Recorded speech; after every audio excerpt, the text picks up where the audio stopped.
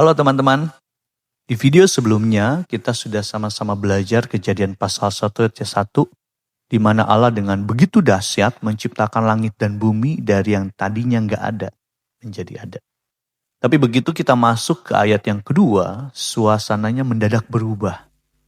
Ayatnya berbunyi, bumi belum berbentuk dan kosong, gelap gulita menutupi samudra raya, dan roh Allah melayang-layang di atas permukaan air.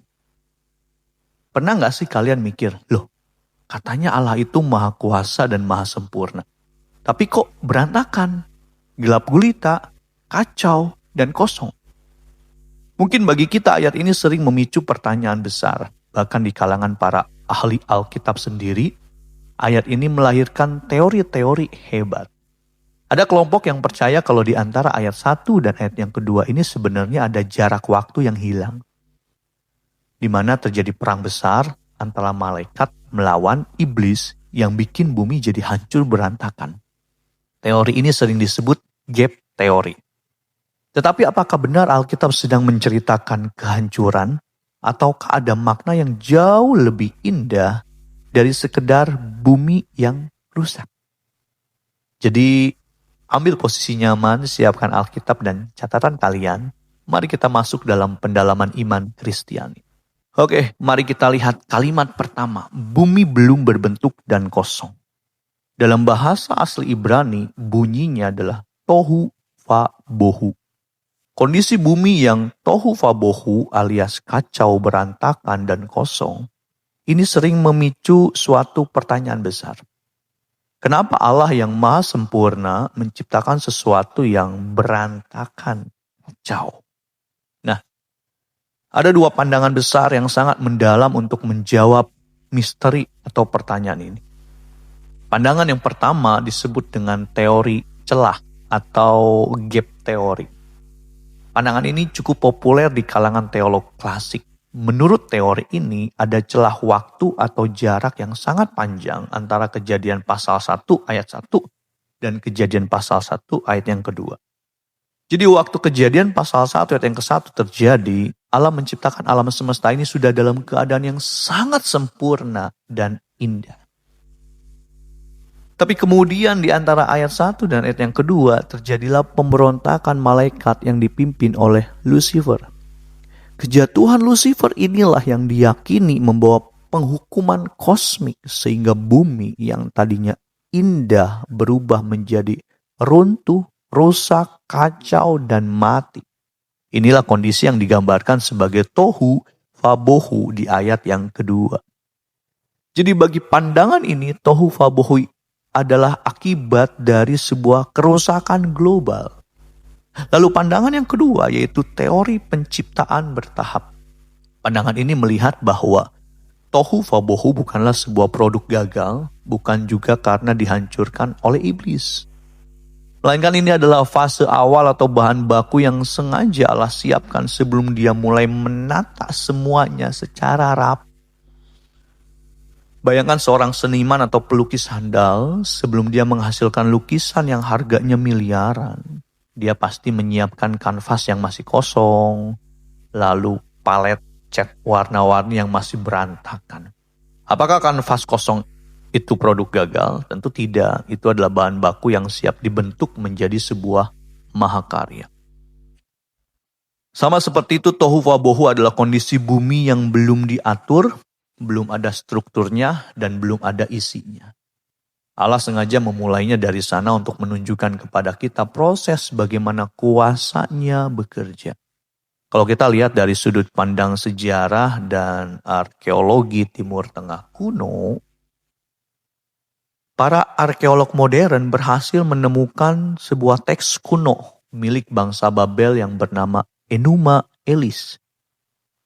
Di dalam cerita Enuma Elis itu, dunia diceritakan lahir dari sebuah peperangan yang sangat brutal dan kacau antara dewa-dewi purba. Bumi dan langit terbentuk karena ada dewa utama bernama Marduk yang membunuh dewa naga laut raksasa bernama Tiamat, lalu membelah tubuh mayat naga itu menjadi dua bagian. Bagi bangsa-bangsa kuno saat itu, dunia ini tercipta karena kekacauan yang tidak bisa dikontrol oleh para dewa. Maka dari itu, Allah memakai Musa untuk menulis Kejadian 1 ayat yang kedua ini sebagai sebuah counter budaya atau apologetika sejarah. Musa sengaja memunculkan kata tohu, fabohu, kacau dan kosong, bukan untuk meniru dongeng Babel, melainkan untuk menegaskan perbedaan yang kontras. Musa mau bilang kepada bangsa Israel, bumi kita memang awalnya belum berbentuk dan kosong. Tetapi perhatikan baik-baik, tidak ada tawuran antara dewa di sana. Tidak ada mayat naga laut yang dibelah di sana. Kekacauan awal di bumi ini bukanlah musuh yang menakutkan bagi Allah kita. Kondisi tohu fabohu ini ada di bawah kendali mutlak Allah Israel. Dan dia sanggup menatanya hanya dengan satu ucapan firman-Nya. Nah, Allah melalui Musa mau meyakinkan umatnya bahwa Allah mereka jauh lebih besar dari semua mitologi kuno yang ada di bumi. Seringkali hidup kita mengalami fase tohu fabohu pribadi. Kita merasa masa depan kita berantakan, pikiran kita kacau, hati terasa kosong, dan seolah-olah tidak ada harapan. Tapi lewat ayat ini, penafsir Alkitab mau mengingatkan kita pada satu hal penting. Kekacauan di hidupmu bukanlah akhir dari ceritamu. Jika Tuhan bisa memakai bumi yang tohu fabohu, yang kacau dan kosong itu menjadi sebuah alam semesta yang sangat indah di akhir Kejadian pasal pertama, maka Tuhan yang sama juga sanggup mengambil hidupmu yang saat ini mungkin sedang berantakan untuk ditata ulang menjadi sebuah mahakarya yang luar biasa. Bagi Tuhan, kondisi berantakanmu adalah ruang bagi kuasa-Nya untuk bekerja. Lalu kalimat berikutnya di dalam Kejadian pasal 1 ayat yang kedua adalah gelap gulita menutupi samudra raya. Dalam bahasa aslinya kata gelap gulita itu ditulis dengan kata wehosek. Dan samudra raya ditulis dengan kata tehom. Kombinasi kata wehosek dan tehom ini mempunyai arti rohani yang sangat mendalam dan bisa dipertanggungjawabkan secara alkitabiah. Mari kita lihat rahasia pertama, yaitu dari sudut pandang ketakutan bangsa-bangsa kuno. Bagi orang Israel kuno yang menerima kitab Kejadian ini pertama kali, kata tehom atau samudra raya yang gelap gulita itu adalah gambaran yang sangat menakutkan.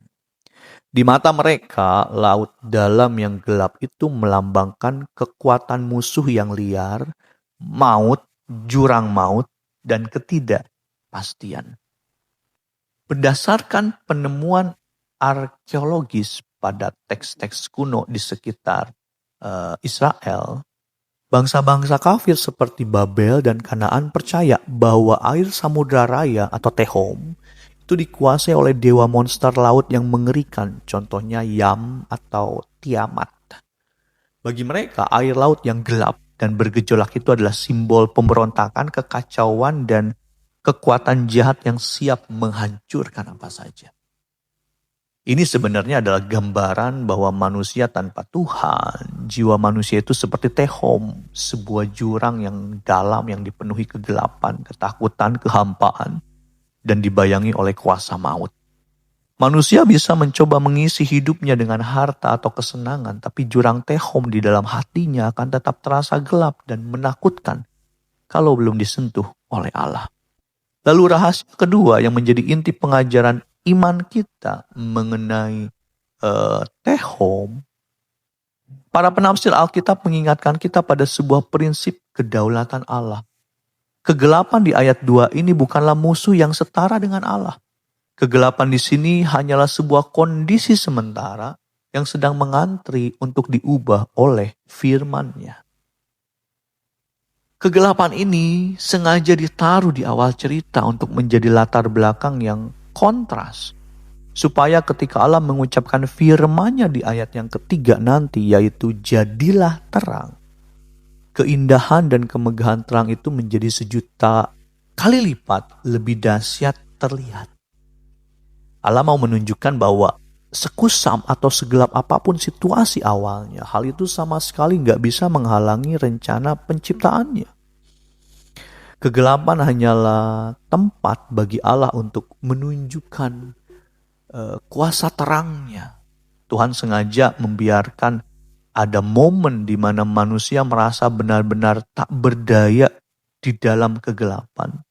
Supaya saat pertolongannya datang, kita sadar bahwa itu murni karena mukjizat dan anugerah Tuhan, bukan karena kehebatan kita.